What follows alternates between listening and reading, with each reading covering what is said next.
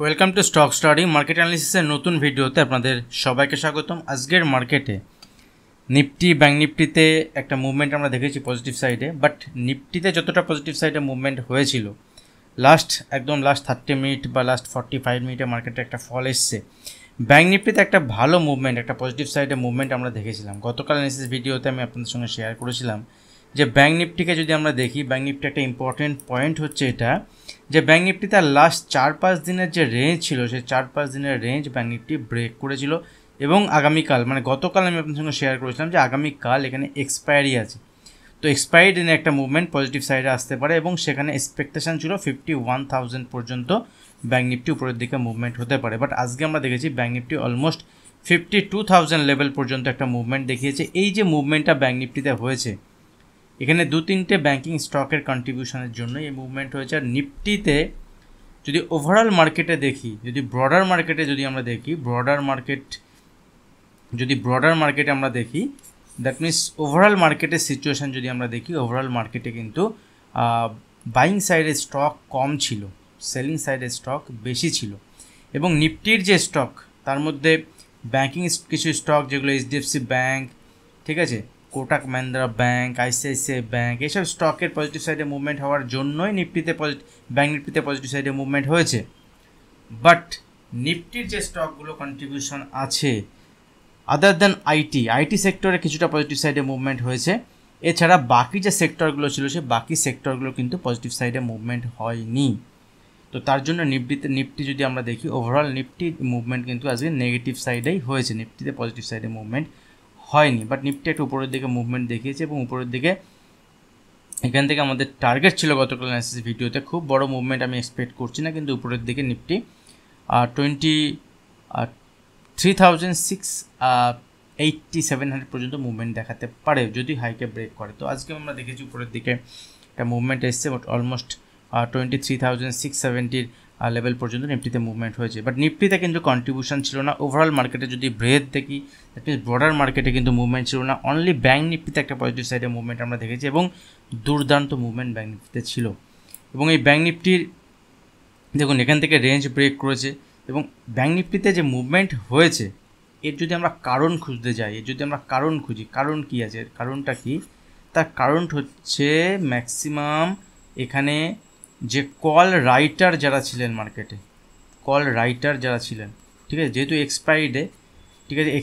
Expiry গেমই চলে। Expiry game কি দেখুন, এখানে এই লেভেলে মার্কেটে সবাই সেলার বসেছিলেন। দ্যাট মিনস 51,000 লেভেল যদি আমরা দেখি, 51,000 একটা রেজিস্ট্যান্স লেভেল ছিল লাস্ট টাইমের হাই। আজকেই মার্কেট 51,150 লেভেলের উপরে যখন সাস্টেন করেছে এখানে, তখন 51,000 যে কল রাইটার যারা আছেন, দ্যাট মিনস যারা কল সেল করেছিলেন, তারা এখানে তাদের পজিশান ক্লোজ করতে স্টার্ট করেছে। যদি তাদের পজিশান ক্লোজ করতে স্টার্ট করেন, দ্যাট মিনস তাদেরকে বাই করে ক্লোজ করতে হবে। আগে পজিশান সেল ছিল, পরে পজিশান যদি ক্লোজ করতে হয় তাহলে বাই করতে হবে। যখন তাদের বাই করেছিলাম, শর্ট কভারিং র্যালি এখানে দেখা গেছে। তো মার্কেটের সেকেন্ড হাফে, মানে একদম শেষের দিকে, সেকেন্ড হাফে বলবো না, একদম লাস্টের 30-40 মিনিটে মার্কেট উপরের দিকে 500-600 পয়েন্টের নিফটিতে, ব্যাঙ্ক নিফটিতে ফল হয়েছে এবং সেই সময় নিফটিতেও একটা মুভমেন্ট হায়ার লেভেল থেকে এসছে। এখন সবথেকে বড় প্রশ্ন হচ্ছে এখান থেকে আগামী দিনের মুভমেন্ট আমরা কি দেখতে পারি, আগামী কালের মার্কেটে কীভাবে ট্রেড প্ল্যান করা যেতে পারে, এই ভিডিওতে আমি আপনাদের সঙ্গে শেয়ার করবো। নিফটি, ব্যাঙ্ক নিফটি এবং একটা সেক্টর নিয়ে ডিসকাস করবো, যে সেক্টর এখান থেকে মুভমেন্ট আসতে পারে এবং সেই সেক্টর স্পেসিফিক কিছু স্টক নিয়ে ডিসকাশন করব। তো দেখুন ওভারঅল মার্কেটে যদি ব্যাঙ্ক নিফটিকে দেখি, ব্যাঙ্ক নিফটি এখান থেকে আমাদের যে লেভেল ছিল গতকালের, যে সাপোর্ট লেভেল ব্যাঙ্ক নিফটির ক্ষেত্রে এই মুহূর্তে 50,000, দেখুন 50,500 লেভেলের উপরে আজকে ব্যাঙ্ক নিফটি এখানে ওপেন হয়েছে, ঠিক আছে, 50,000 লেভেলের উপরে ওপেন 50,500। আমি শেয়ার করেছিলাম যে আপনাদের সঙ্গে 50,000 লেভেল পর্যন্ত ব্যাঙ্ক নিফটির সাপোর্ট লেভেল থাকবে, নিচে এলে বাই অন ডিপ থাকবে। এবং দেখুন মার্কেট ওপেন হওয়ার সঙ্গে সঙ্গে প্রথমেই এখানে একটা ভালো গ্রিন ক্যান্ডেল তৈরি করে দিয়েছে। প্রথম 5-10 মিনিটের মধ্যে মার্কেট এখান থেকে ফলো থ্রু হয়েছে, উপরের দিকটা প্রফিট বুকিং এসছে, লোয়ার লেভেল ব্রেক করতে পারেনি এখান থেকে ফার্দার। এবং যখন ফাইনালি এই রেঞ্জ, যে রেঞ্জটাকে মার্কেট এখানে 51,150-200 এই লেভেলকে যতক্ষণ হোল্ড করছে ঠিক আছে, যখন এই লেভেলকে ব্রেক করেছে, এই যে মুভমেন্টটা একটা পিওর শর্ট কভারিং মুভমেন্ট এবং হায়ার লেভেল থেকে প্রফিট বুকিং হয়ে ক্লোজ দিয়েছে। তো এখান থেকে দেখুন ব্যাঙ্ক নিফটিতে যদি এখান থেকে এই মুভমেন্ট হওয়ার পরে ব্যাঙ্ক নিফটিতে কারেকশানও আসে, তো ইনিশিয়ালি ব্যাঙ্ক নিফটির সাপোর্ট লেভেল থাকবে এখানে 51,000 লেভেল। অ্যাগ্রেসিভ সেলিং প্ল্যান তো এই বাইং প্ল্যান তো নেই, বাট সেলিং প্ল্যানও নেই। 51,000 লেভেল পর্যন্ত ব্যাঙ্ক নিফটি এখান থেকে অসুবিধা নেই ইন্টারে বেসিসে আগামীকালের জন্য যদি এখান থেকে নিচের দিকে ফল হয়। বাট যদি এখান থেকে ব্যাঙ্ক নিফটি 51,000 লেভেলও ব্রেক করে 50,850 লেভেলকে ব্রেক করে, সেক্ষেত্রে নিচের দিকে ব্যাঙ্ক নিফটি এখান থেকে 50,450 থেকে 400 লেভেল পর্যন্ত দেখাতে পারে। তাহলে 51,000 লেভেল পর্যন্ত ব্যাঙ্ক নিফটি ঠিক আছে, এর নিচে উইক হবে, বাট সেলিং দেখা যাবে 50,850 নিচে, এবং সেখান থেকে 300-400 পয়েন্টের মুভমেন্ট কিন্তু নিচের দিকে ইজিলি আসবে, এবং এই লেভেল থেকে ফার্দার আবার বাইং অপরচুনিটি দেখাতে পারে ব্যাঙ্ক নিফটি যদি এই লেভেলে সাস্টেন করে। যদি এখান থেকে ব্যাঙ্ক নিফটি আগামীকাল ফ্ল্যাট ওপেন হয়, আর একটা ইম্পর্টেন্ট বিষয়, আজকে কিন্তু ইউএস মার্কেট ক্লোজ থাকবে, তো বড় গ্যাপ আপ গ্যাপ ডাউন এখানে এক্সপেকটেশন কম।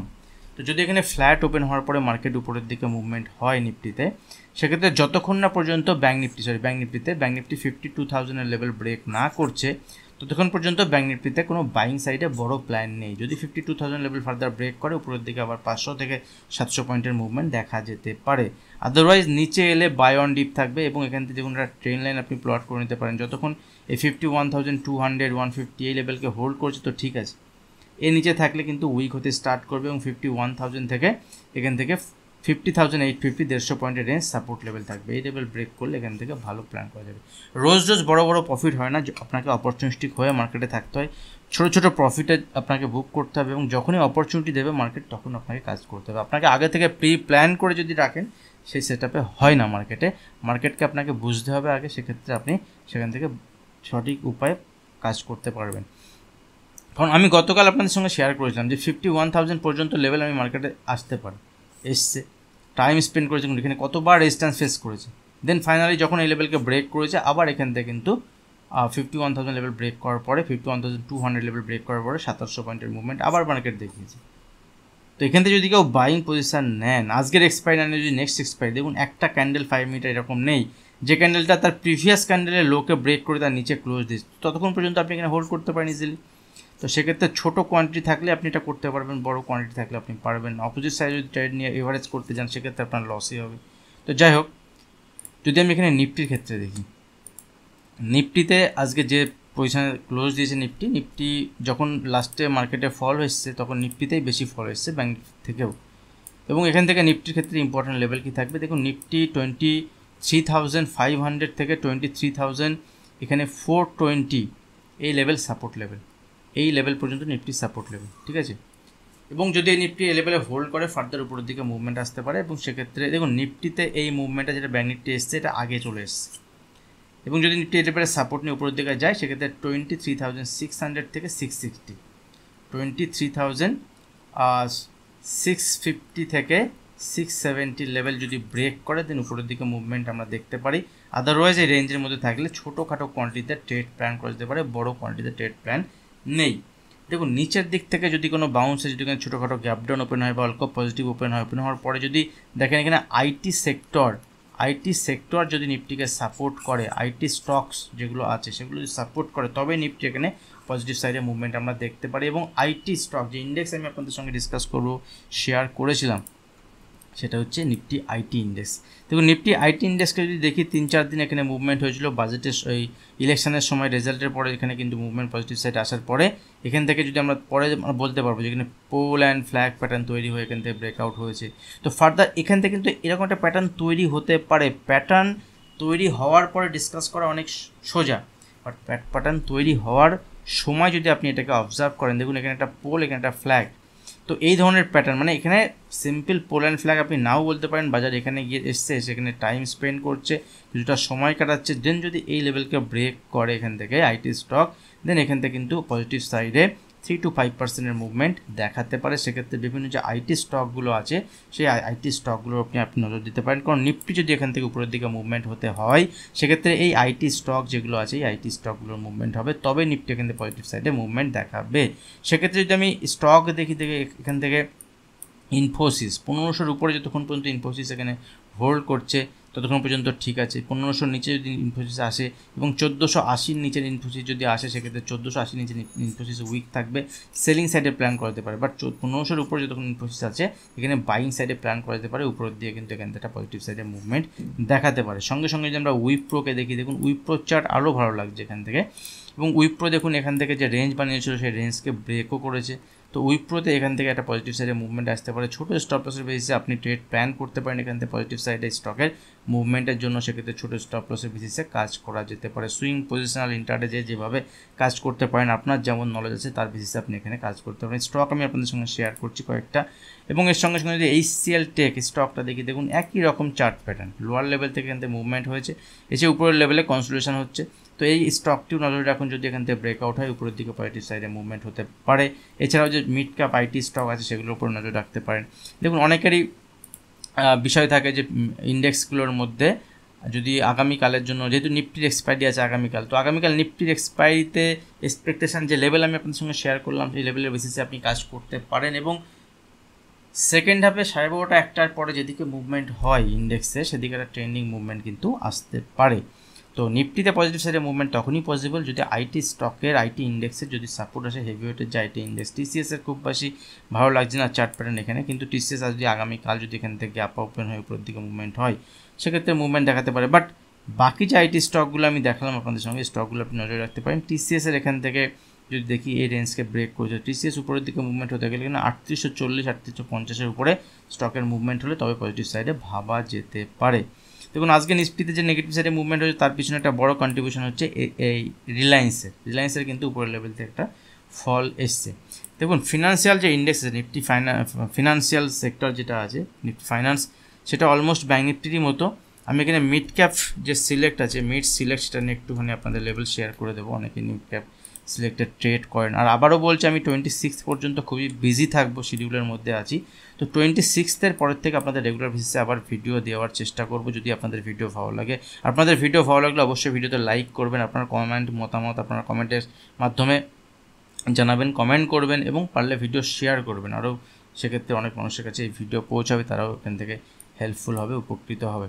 দেখুন এখান থেকে যদি আমরা মিড ক্যাপ ইন্ডেক্সের ক্ষেত্রে দেখি, মিড ক্যাপ ইন্ডেক্সের এখান থেকে 12,152 লেভেল পর্যন্ত মুভমেন্ট হয়েছে, মানে 12,150।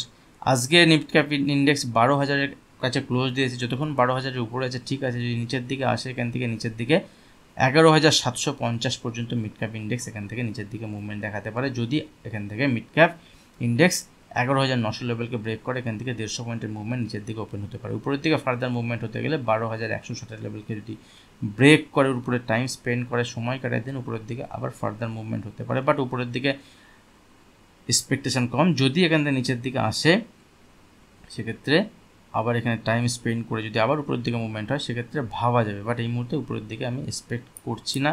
আর সেক্ষেত্রে যদি IT ইন্ডেক্সের মুভমেন্ট হয়, নিফটির যদি মুভমেন্ট হয়, তবে মিড ক্যাপ ইন্ডেক্সও চলতে পারে। ক্লাসের ডিটেলস আমি গতকাল অ্যানালিসিস ভিডিওতে আপনাদের সঙ্গে শেয়ার করেছি। যারা এখনও ডিটেলস জানতে চান, গতকালের ভিডিও আপনি দেখুন, সেক্ষেত্রে আমি ডিটেলস শেয়ার করেছি। যারা সিরিয়াস ক্লাস করতে চান তারা SMS করুন। যারা ক্লাস করবেন বলে রেখেছেন তারা সিট বুক করুন ইমিডিয়েট বেসিসে, কারণ খুব বেশি সিট থাকে না, লিমিটেড একটা সিট থাকে, এবং অনেক সিট ফিল আপও হয়ে গেছে, অনেকগুলো সিট ফিল আপ হয়ে গেছে, কয়েকটি সিট বাকি আছে। তো যারা সিরিয়াস ইন্টারেস্টেড আছেন তারা সিট বুক করুন এবং আপনার নিজের সিটটা কনফার্ম করে রাখুন। আজ ভিডিও এখানে শেষ করছি, দেখা হবে নেক্সট ভিডিওতে। ধন্যবাদ।